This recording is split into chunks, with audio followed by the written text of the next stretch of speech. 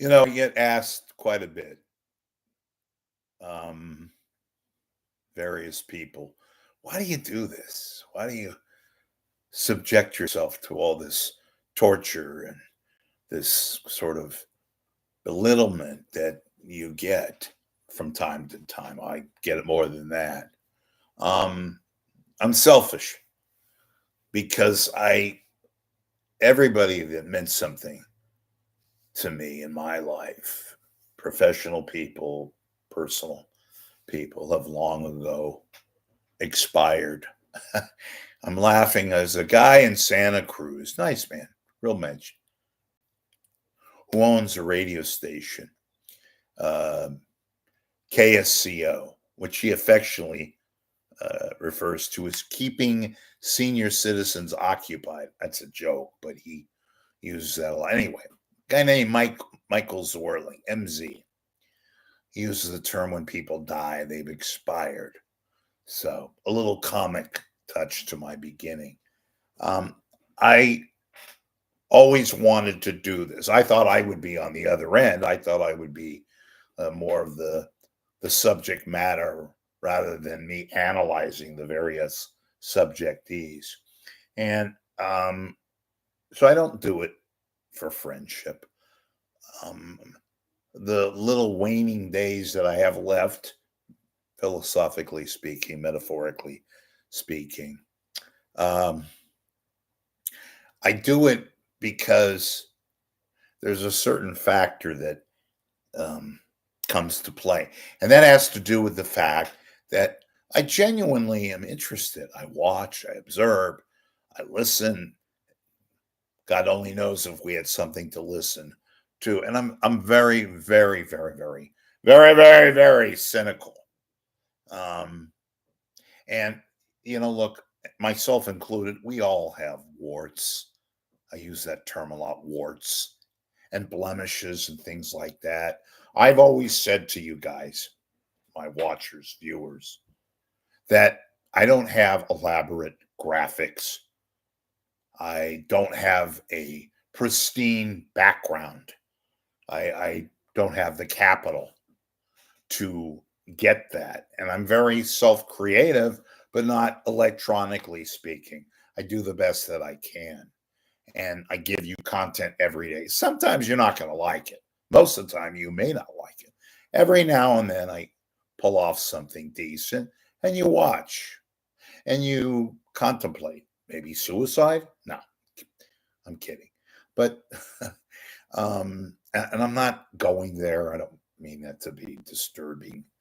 Um, but it just drives me nutty when people say, you don't have any friends, you don't have anybody that you talk to, or I talk to plenty of people, and yet people who I thought were friends, they hide and they go away. It's not even people you call the proverbial 3 in the morning when you have a problem, or when you think you have a problem. I give you honesty. I give you freshness. I've often stated I don't have notes. And I'm not biased in the sense where people who go and spend lots of money, maybe they have backing, maybe they have sort of corporate minded people, and they do little nice presentations and have their names computer generated and they have a nice little convenient, pristine, pretty background. I use my hands a lot. Forgive me, folks. Kind of story of my life. One time maybe even lovemaking, but I'll leave that alone. I used to have a personal life too, but most women with, you know, vision said, I don't think so. This is trying to show a little self, the little reverential. What is it? What is it called? Who cares? Who gives a shit? I am my own worst critic. And I've always maintained that I'm not a perfect, boy, are we on that page, not a perfect individual. I'm very, fuck the phone. Who cares? Unless it's somebody that's got a check or better yet, direct deposit. Whoever it is, they can wait. But and see, you get sound effects. And I don't have the most elaborate setup here. But but frankly, the biggest setup, the most, to me, pithy content is what you say and the things that you do and want to say. And I do give you. I care about what I say. I'm not here to make friends. I'm not here to elicit freebies. I had my day in the sun. And to those who complain about me talking about my mom, she was an integral part of my life. She raised me against all odds. This is, folks, a little, shall we say, self behavioralness put forth by the author, or in this case, the commentator. Because, and this may be a bad thing, but if it is, what the hell, so be it. I wouldn't do this if I didn't think I connected with a lot of you who are, like me, are somewhat screwed up. In my case, royally screwed up. I mean, I'm mechanical. I can function. Um, I stopped drinking a long time ago, and it didn't affect my behavior or anything like that. It was one of those that was a responsible drunk, but long ago gave that up. But what I try to tell people is I've had a unique life, very much sad, very overwhelming, underwhelming, father that was hardly there, a drug addict, brother that I loved.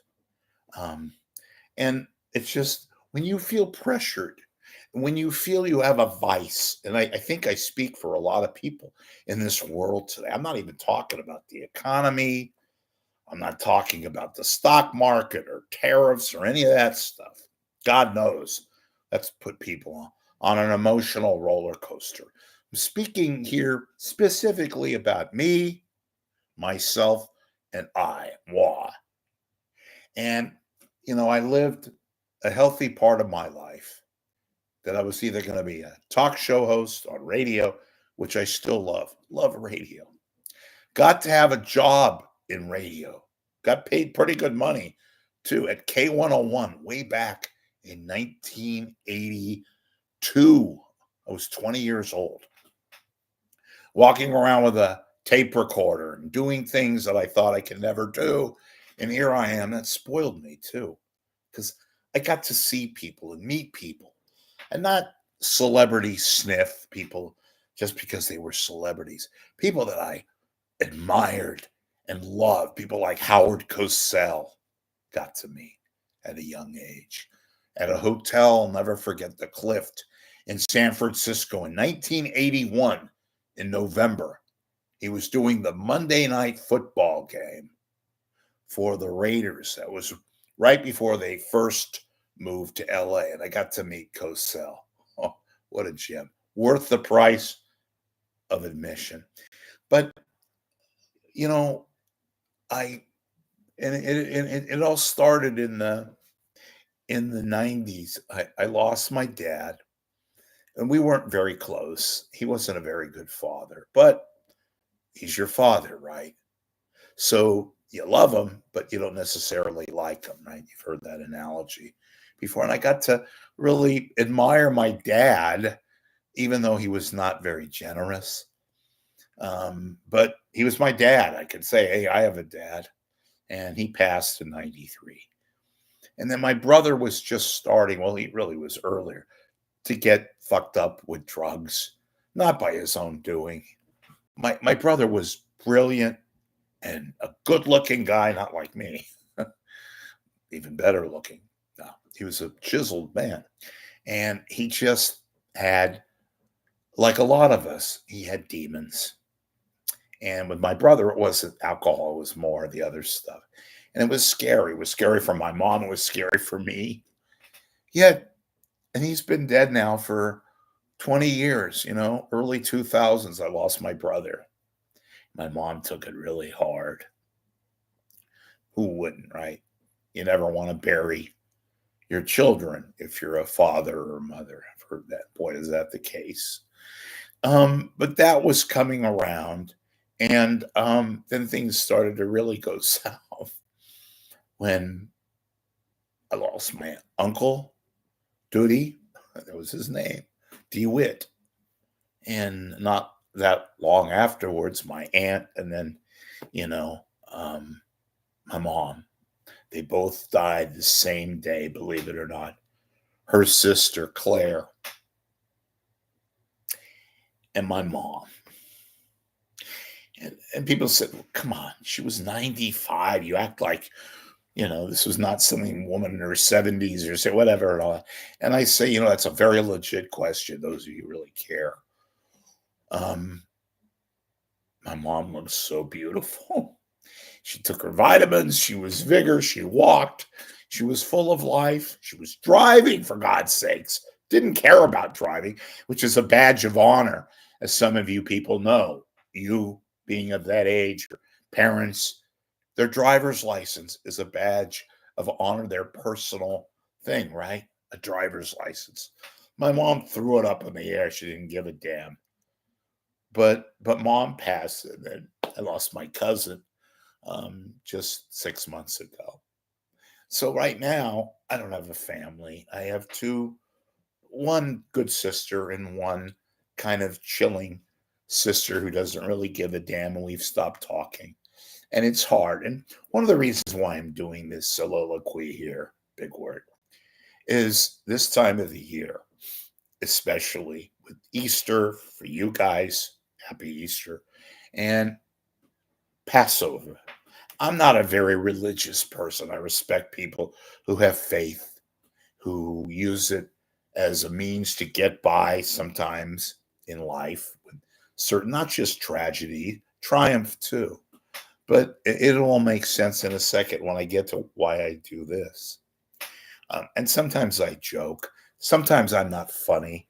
I've got trolls. I've got people that want to hurt me. And I never, underline never, really wanted to hurt anybody. I criticize a lot and I rip, and I'm being frank because that's kind of my brand. I hate that word, but it's apropos here. Is since I'm beyond that age where they're looking, and I never really have gone out and tried to get a hire. I'm not at that stage anymore. Frankly, I wouldn't be what they want, and they wouldn't hire me because I've ripped all of them. But if I had like maybe 3 kids and a mortgage and I had to kiss a lot of ass, then perhaps I wouldn't be as blunt as I am. And I'm not saying that because what I say is the gospel, and you all have to agree with me or disagree. I'm here to create some element of discussion. Sounds like a big word. I critique. Sometimes I opine more and talk, not little 10-minute soliloquies and 5 minutes and keep it short. I'm here. I've often used this analogy. There was a movie not that long ago. I think it was like 20 years ago. And it was a Clint Eastwood movie. And I think it was in either in The Line of Fire, where he played a Secret Service guy, or it may have been that cat burglar movie, which was very, very good. And anyway, it doesn't matter. He sits down.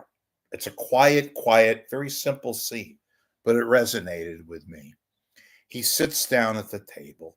He's got like a roasted chicken, a good glass of Cabernet, and he sits there and he watches some mundane program. Like could be PBS, it could be a movie, but he sits there. And these are the days when we didn't have the short attention span theater. People actually observed and watched and took it in. Not that you had to do that, but in any event, somebody down on the South Bay, a couple of people told me, I remember South Bay, that they enjoy watching me when I do. And truly, I could be, complete, utter, crazy, nutty, disturbing individual. Why do I have no friends? I'm my own worst enemy. Anyway, they love to watch. They eat their dinner, their spaghetti and meatballs or their roasted chicken, and they would watch. And some wanted to see me kind of, metaphorically speaking, explode and do crazy shit. I don't do that. And I don't have any sanctimony here either. The proverbial I am who I am. I use my hands quite a bit. Sorry. And I get frustrated.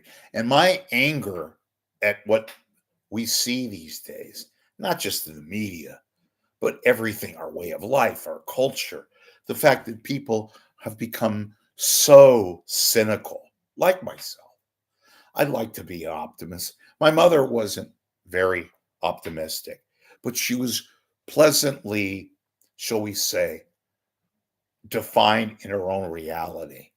I've often talked about her so much in a negative way, in a good way, but saying that she was always so queasy and she hated the movie E.T. She was very difficult to kind of please, except if I took her to see Jersey Boys or meet Joel Grey. But my point is, she was a sweet woman, and I get emotional. And part of the reason I do this is selfish. It gives me an outlet to talk about things that maybe some of you are dealing with.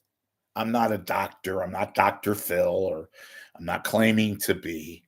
But oftentimes, we're in a world these days where there's a lot of people that are royally screwed up and don't have friends, don't even have family, that live day by day. And I don't know how they do it. And I'm not being disingenuous here. Truly, people that it's not just don't have ends or meet, economically challenged, hard to put a dinner on the table or breakfast and go to 7-Eleven to get coffee, which isn't that bad, by the way. I used to be in a different mode when I had family and I did have friends. And it just seemed everything has been kind of, I always say to certain people lately, I feel like I'm jinxed. I know it sounds, come on, but just when you think everything could be okay. Remember that scene in the movie? I'm going to make a point here. Ghost, Patrick Swayze, and he's lying in bed next to Demi Moore. And this is right before the infamous scene where he gets killed. And he says, and she asks him, what are you so concerned about? Why are you being so fraught with, emotion? And he said something to the effect of, well, just when things seem to be right, bad things happen, or something like that. And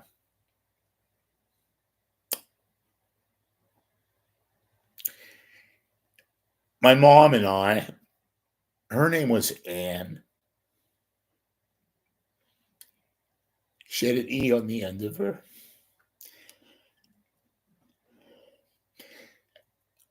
And I feel a little tough now, untough, because Passover's coming on Saturday. And one of my few friends that I had said to me, you haven't had a Passover, which I haven't, in up to 7 years since mom passed. And I just don't have the mental wherewithal to go to a Passover. I wouldn't know how to interact, nor I would want to, with people. Folks, this is the part of some of you love, some of you hate. I'm feeling sorry for myself. Bear with me. But there's a rhyme and a reason. Just be patient, okay? There's nothing on. The world hasn't ended. The tariffs thing, stock market is kind of abated condition-wise. Just look, I'm here. I'm live on YouTube. But I miss my mom and I miss my aunt, Claire. My mom made the best matzah fry. Those of you who are Jewish, even some of you non-Jews, you know what matzah fry is. My mom made it so great. She had that touch. So I miss that. I miss the meeting with friends, family, Claire, my aunt, and Duddy, my uncle, who I lost about 15 years ago now. And when you have no family, I used to think, piece of cake, you get right through it. But it's difficult. And not that I'm asking for sympathy, or I'm not. I'm giving you the fact that there are people out there, forget me for a second, who are screwed up. Who, and I'm not, as I just said, a doctor or a psychologist or a therapist. I have a lot of respect for, and no, I tried therapy, it didn't work, and I don't put them down. It's a difficult situation, particularly when you're doing this and you're critiquing and talking about people, and some of whom take it seriously and don't know half of it is somewhat, the twinkle in the eye. But all of it, all of my opines, for the most part, are sincere, based upon my craziness, as my mother would have said, my mishigas. Um, I'm not crazy. I've never been on that vein. I know people who are going through a rough time, and for whatever reason, and this is, I'm going to be a little self-serving, so be it. They've watched. They want me to talk more about mom. I told this story about 6 months ago. I was at a hamburger place getting a hamburger, and this black guy, probably in his 50s, walks up to me. He goes, "Are you?" This is, I'm not giving you this on an ego. I'm just telling you what happened. "You're Rich Lieberman." I go, "Yeah." And I forget that I do this. Some people watch. He says, "Man, I want to let you know I love it when you talk about your mom. It makes me think of my mom, whom this guy, he lost his mom, and that's great. And that's one of the reasons why I do talk about my mom. If it helps you or others who are in the same boat, particularly when there's certain holidays like Easter or Passover. I miss Passover and my mom and the matzah and the questions and my aunt and uncle. We had such good times. We were a little crazy, speaking of Michigas, but there was joy and happiness. And even when there were circumstances that didn't make it that joyful and happy, like my brother, God knows, but my brother didn't do it on purpose. My brother had demons. I never got to where my brother, unfortunately, I probably cost him his life because of his immune system and not being able to deal with an infection. It's a long story, but I miss my brother, and they're all gone. So, pardon me for being a little cynical. And when I talk about mundane, stupid things like the previous broadcast, or talking about radio or lack of radio or fact, I grew up in an environment, no father, um, difficult brother, scary, very, very hard for my mom. And it changes the entire environment. I don't mean to get overly philosophical, but I'm getting overly philosophical. But I see people who are having a tough time.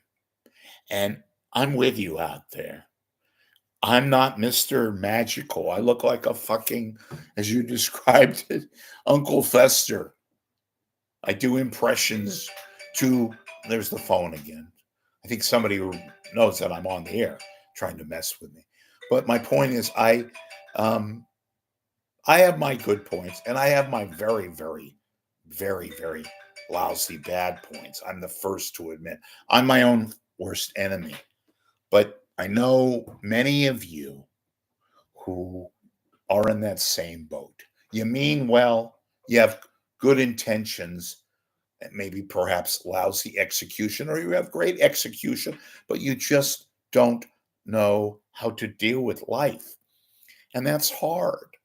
And I'm not saying all of you have to go to therapy. I tried it, didn't work. I didn't have the financial freedom and wherewithal to really um, get down with it, so to speak. I know my oldest sister, who I don't really talk to much anymore, other than for her to criticize me and complain about me in a third person way on Facebook next to her raviolis that she saw pictures of. That was a little knock on Facebook.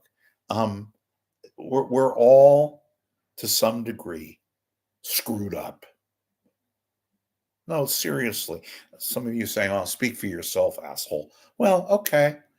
You're all they're perfect people out there who have no drama in their lives and you know pay the piper, pay their taxes, have kids, and are happy as if just having kids is a you know salvation. It's great. I wish I could have had some, but I would never have been able to deal with it. And any relationship I touched turned to mush. My own, probably most of the time, my own undoing. Um, so I come on here and give you perhaps opinions that are cynical, that are based sometimes on my own situation. I don't ever, ever, ever put people down who are trying. Maybe they're a little ugly. Maybe they have a little personal peccadillos like myself, but I never, ever go after as if I'm being, joyous here.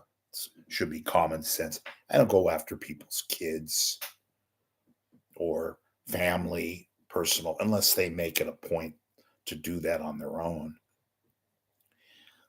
Folks, we oftentimes are dealing with a very complex world. And this is not so much about friends. Who needs friends, right? There was a book years ago, How to Be Your Own Best Friend. I'm not going down that rope. Um, it's just sometimes we act differently and we act upon emotion. God knows there are things that I have done in my life that I regret every day. I didn't kill anybody, thank God. I didn't, not that I would.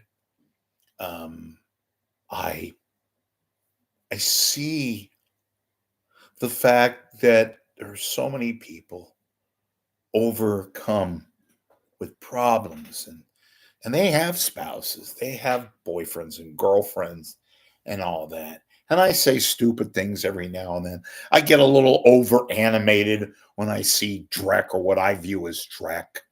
And a lot of that jadedness is, yes, perhaps based on my own situation. But guess what? I never claimed to be anybody other than who I am. But the people that come on here and other aspects of media and profess to be these wonderful people, and they got the cute little graphics, and they have nice little convenient books in the background, and put on a facade as if they're some sort of a supersonic force, and to talk to them, and they themselves are complicated. Now maybe they keep it internal, that's fine, but I'm here to express that Rich, referring to myself in the third person, is not always a bowl of sunshine or jello, or fill in your own metaphor. But, oh, and whether you like it or not, and I'm certainly not wishing this upon anybody, when you get troubled and when you're humiliated and you feel left out, not in the media sense, I'm talking life in general, and when you don't have family, your loved ones, and when you lose a whole bunch of them in basically a short amount of time, it hurts. It hurts like hell. It's tough. And yes, I cry every day because I'm selfish, because I miss Mom and Aunt Claire and my brother Mike, even though at times Mike wasn't the most wonderful person to be around. And my dad, even though my dad could be a load, especially when he was dealing with issues and circumstances affecting him. He wasn't the best. And my first cousin, who I lost, we weren't that close, Mayor, who was from Israel, and the husband of my other remaining relative alive, cousin Renee, who we don't talk with anymore. And not that family is so vital, but it is, especially Mom. So on this Passover, I don't know what I'm going to do. And I've repeated this so many times, it sounds like for truly, I'm not saying this to get illicit sympathy. I'm saying this because um, I know what a lot of you are going through. And if I can make your life a little bearable, and perhaps maybe because I'm a little bit more visible and there's no ego there, it's just truth, then I feel better that I know I'm not alone. God knows. And if I've offended any of you non-media people, even media people, truly, I'm sorry. Not sorry for what I say or people who I mention on the air, because that's an opinion. Might be harsh, might be a little too, shall we say, fine, but that's me. I'm a public person. You can make your opinions about me. It's called life. I'm not always going to be thrilled, and I'm not here to win any friends, not here to make friends. You know, when you get into a situation like mine, and perhaps your own, whatever, the whole idea of friends, it's so superfluous these days. And it's not just the cliches calling somebody when you need somebody, really, when when you count people who you think are friends on the phone or texting or what have you, or you try to make contact with them and they don't respond, then you know what friends you have or don't have. Look, I'm a very complicated person. I've been through a lot. I've been through a multitude of things. Do I wish I could change the scenery every now and then? Yes, I do. I do. But horrible cliche as it is what it is. You were right, Mom. And although there are days when I feel beyond melancholy and scared and ready to do the unthinkable, I always say to myself, no, relax, persevere. Life is too precious, even when you're having a down moment or moments with your life. And when Passover arrives, one way or the other, your mom is watching over. Get by April, or at the very, very least, go over to Safeway if you can find matzah. You can't find the matzah at my local Safeway. They haven't always have it. They don't have it now. Get the eggs, get the matzah, and make yourself some matzah, which, as I've stated here many a times, my mother, rest in peace, and Landau Lieberman, made the most incredible matzah fry. So if you have excess matzah fry and you want to get rid of it, I'll see if I can get a sponsor kidding, to pay for the blue overnight ice for that great. No, I'm going to make it on my own this year. I'll do my best and try, along with the 7-Eleven coffee. And folks, to end it up here, I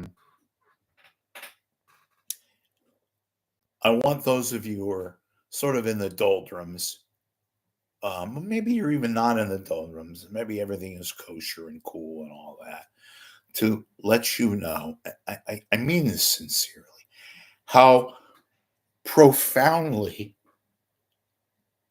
humbled and gracious I am toward giving you my opinion, my various thoughts and scoops every now and then, information, because that means a lot to me. And I know we can always agree to disagree on certain opinions and all that. The thing that matters, the thing, not that I'm making a big score here. Pay attention to your family. Be nice to whomever. Put things aside, they're trivial. Be really happy and lucky that you have a family, however big or small. Because that's the only thing that matters, right? My mom always used to say, hey, you have your health and you have happiness, your health and all that.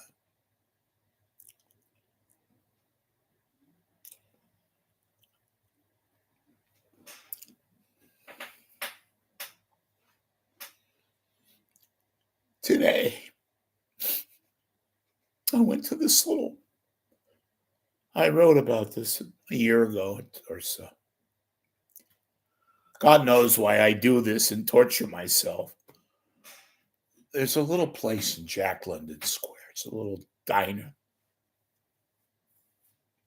It's called the Buttercup. And the people who work there, it's a little diner and they have waitresses. They're all hard workers. The food is pretty good. It's a little overpriced, but every now and then when I get a few donations, I go there. But I took my mom. It's right there on Broadway, Jack London Square. For those of you who don't know the area, some of you know the place. A lot of media people, Channel 2 go there. And my mom, every time I go there, I think of her. She sipped the coffee. She'd always have the corned beef and cabbage when they had it. And breakfast, my mom always wanted poached eggs. I'm sorry. I said to myself, don't you fucking cry.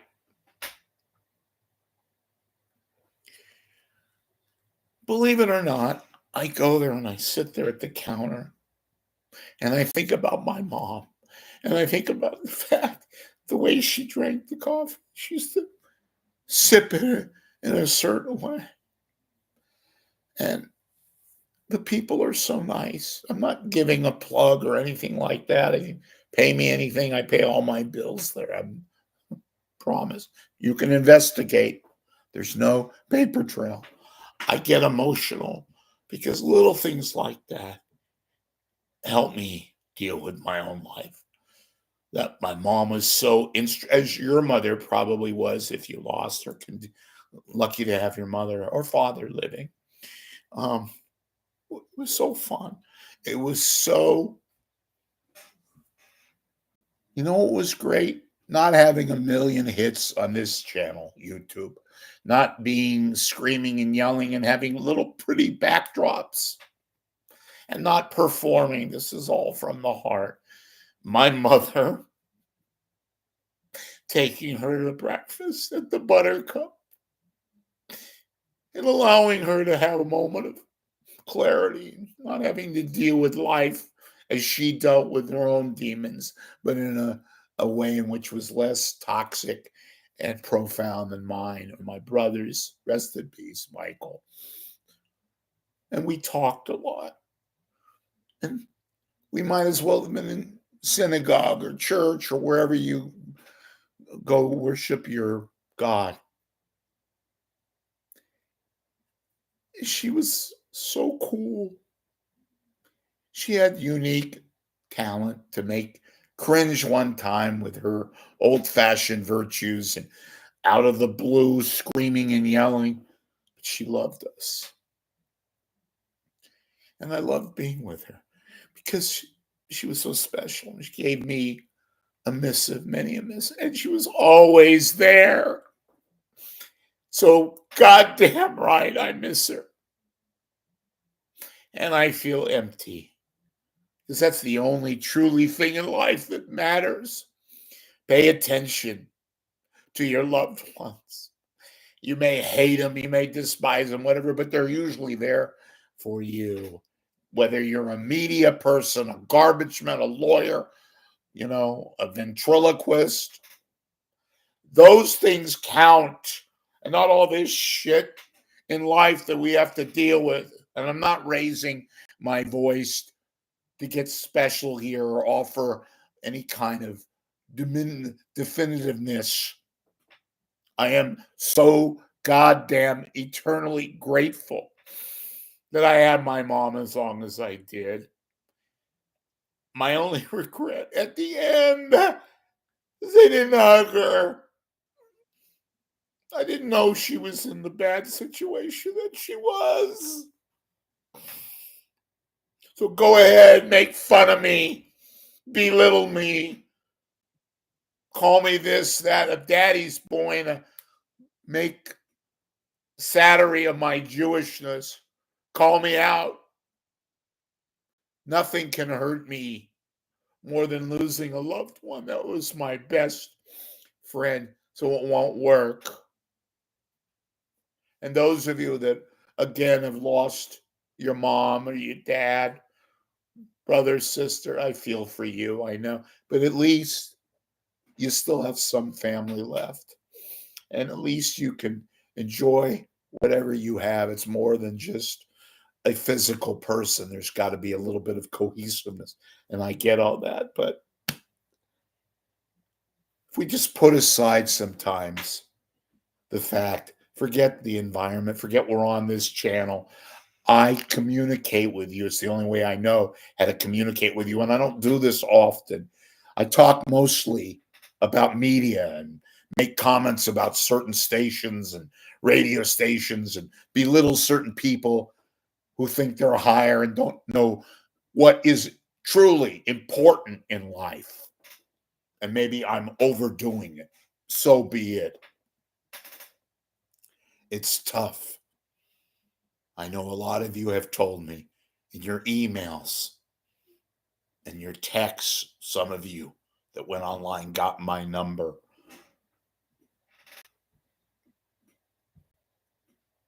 It's difficult. And when I see families giggling and laughing and being families, it's hard. It's hard. Because I used to have a family. Used to have friends, but who needs friends? Friends define themselves by their own missives, what they do. You don't have to label a friend, and you don't have to call them at 3 a.m. and all that stuff. They're there because they're friends, and they don't put prerequisites or preconditions. They're just there, even for most despicable of people who need their help with just an iota, an ounce of just having to be there. That could be the most comfort thing without even doing anything, because it projects a sense that one cares. One cares. It's not always about money. It's not always about having heart murmurs at 3 a.m. and getting driven to the emergency room, being that inconvenient phone call that should have been a text, that should have been negated by common sense. But when you're dealing with tragedy and hurtfulness, and your own disposition and way too big ears, then things just happen, I guess, for a reason. My mother worked really hard. If you met her, she was a wonderful person, and she was the kind of woman, if she was walking down the street and she found a $20 bill on the street or a $100 bill, she would keep it. No, it was a joke. She'd go to the police department. My mom grew up. She was born when the Great Depression started. She'd go to the police department and say, I found this. Somebody could have lost it. You know, my mom reminded me of, she didn't talk like her, but close. You remember Edith and All in the Family?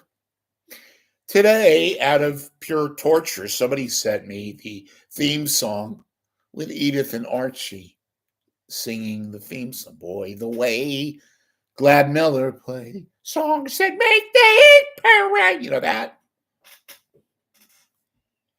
And Mr. Glutton here started crying. I miss those days. And Mom. And her corned beef and cabbage at the Buttercup or at Francesco's. Or with my brother, Michigas and all. And Aunt Claire. And Duddy. And Renee. And rest in peace, Mayor. Had the Passover table. Laughing. And I was the youngest guy. And they'd always ask, the beginning of the Passover, the younger person starts out the service. And we weren't religious, but it was like a Passover ritual. Why is this night different than all other nights? Was the opening. And we used to sing Dai Dainu. And then my aunt and Renee, or if it was at my sister's house, my sister Elaine or Rochelle, my mom would say, did you check on the brisket? Check the brisket.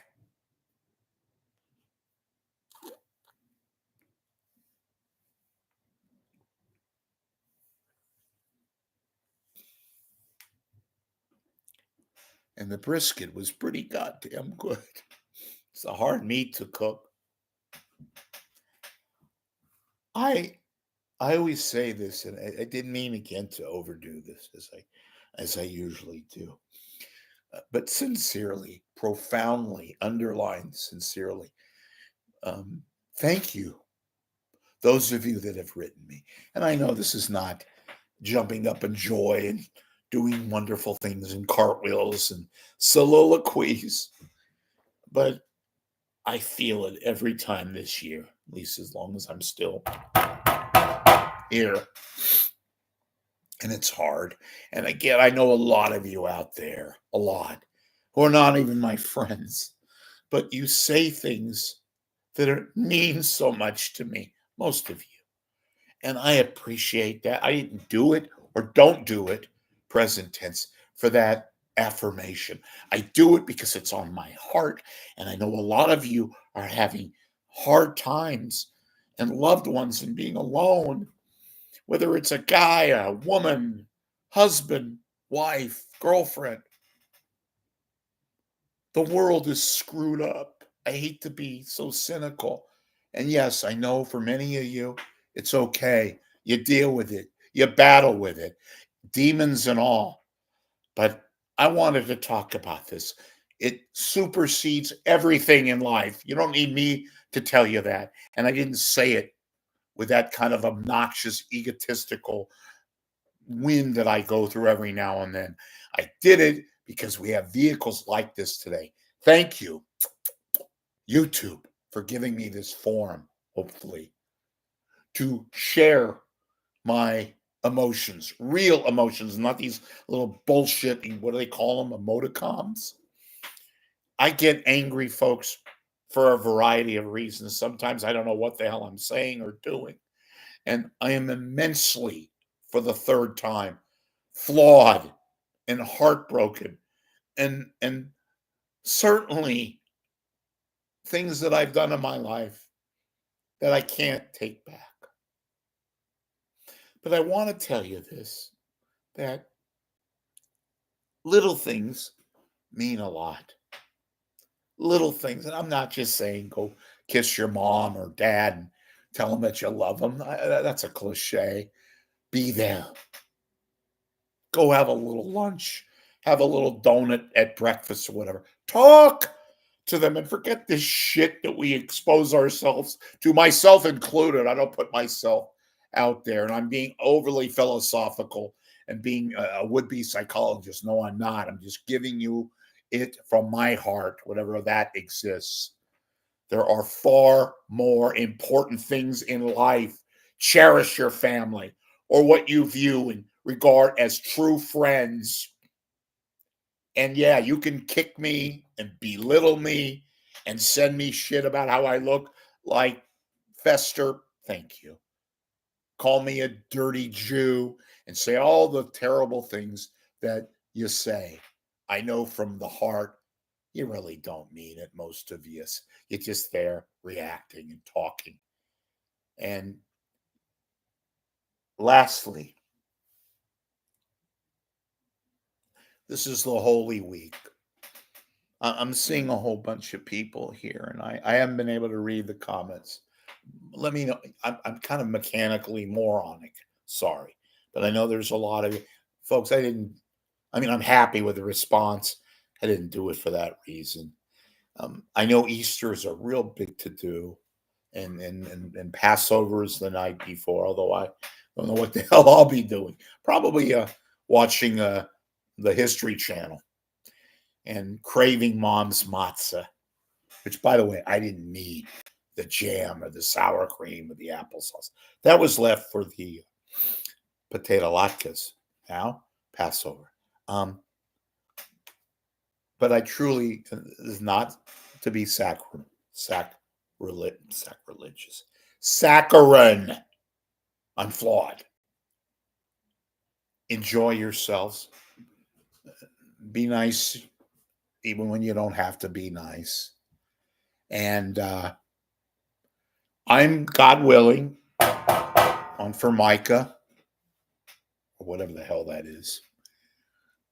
I will be back and talking about the media and opining and perhaps scooping somebody if I'm allowed to. And I didn't do this to get sympathy. I didn't do it to elicit whatever. I just know that you are out there and your voice is always going to be heard. People like you, I know, who miss family, who don't have the traditional, any kind of family, and you don't know what to do either. It's sort of a catch 22. I understand. I live it every day. So I just want you to know that I'm here, and I profoundly care about you guys, whether you like it or not, and even the nimwits and the dum-dums and the so-called trolls, because at least you show interest. So I take it very differently. And I just want to, real quick, my mom's name was Anne Lieberman Landau. Her real name was Landau. She went back to her married name. My dad wasn't very generous, but they got along.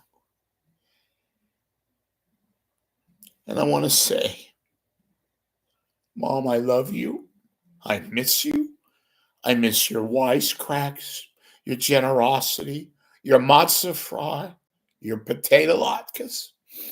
And I miss, most of all, your spirit, your embodiment of joy, and the fact that you stood by me, this putz every now and then, major schmuck.